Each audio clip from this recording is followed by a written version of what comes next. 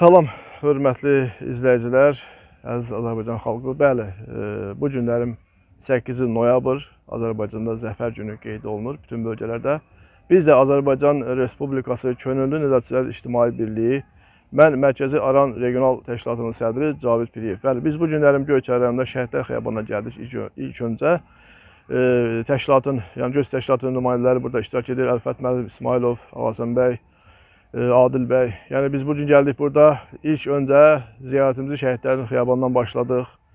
Allah bütün şəhidlərimizə rəhmət eləsin. Onların qanı hesabına bəli bizim Qarabağımız bizə qayıtdı. Bəli bizim Ali Baş Komandanımız, Prezidentimiz İlham Əliyevin böyük müdrik siyasəti bunu sübut etdi ki, doğrudan da lider bir prezident, bəli, qalibiyyət əldə edən prezident. Eşq olsun Azərbaycan Prezidenti İlham Əliyevə, eşq olsun Azərbaycan xalqına, müzəffər ordumuza.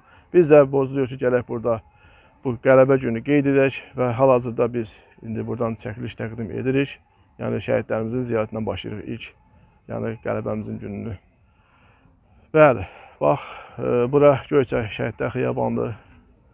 Burada Göyçay Şəhidlər Xiyabanında, bəli, bizim nə qədər şəhidlərimiz burada uyuyur. Allah bütün şəhidlərimizə rəhmət eləsin.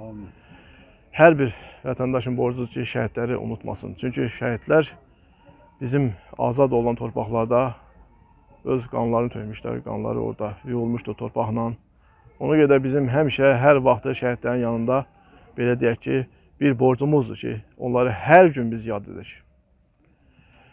Azərbaycan xalqı gözəl bir gün yaşayır. Bəli, Zəfər günü, qələbə günü, 8 noyabr.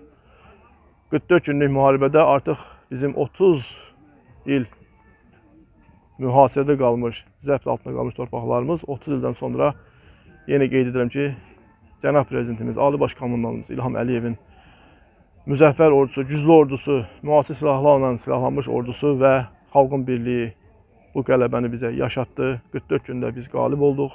Ona görə də bu qalibiyyəti biz bu gündə qeyd edirik həmişə olduğu kimi. Xalqımız bayram edir. Zəfər bayramı mübarək olsun Azərbaycan xalqının. Allah xalqımıza həmişə əmin-amanlıq nəsib etsin. Bəli, bax bu gördüyünüz kimi Göyçay rayonunda da doğrudan da Şəhidlər Xiyabanı çox yüksək səviyyədə, yəni belə deyək ki, həmişə təqdim olunub. Çünki burada hər bir səliqə, səhman özünü göstərir.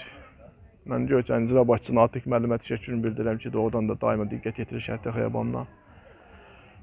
İnsanlar da gəlir, şəhidlərini yad edirlər bir-bir. Hər kəs burada, yəni Göyçay sakinləri, qonaqlar, başqa yerdən gələn qonaqlar da var ki, başqa rayonlardan onlar da burada gəlirlər, şəhidləri yad edirlər. Azərbaycan Zəfər bayramı doğrudan da bugün bütün bölgələrdə yüksək səviyyədə qeyd olunur. Biz həmişə daima çalışacağıq ki, Cənab Prezidentimiz İlham Əliyevin ətrafında dəmir yumu kimi birləşərək xalqımızın müstəqilliyi, azadlığını daima qoruyub saxlamasına dəstək olaq. Azərbaycan xalqı bayramınız mübarək olsun. Şəhidlərimizin ruhu şaddır.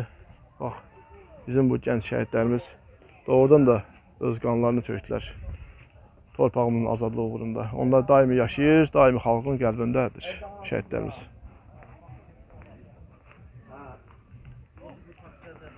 Hadi hə, ay sağ ol.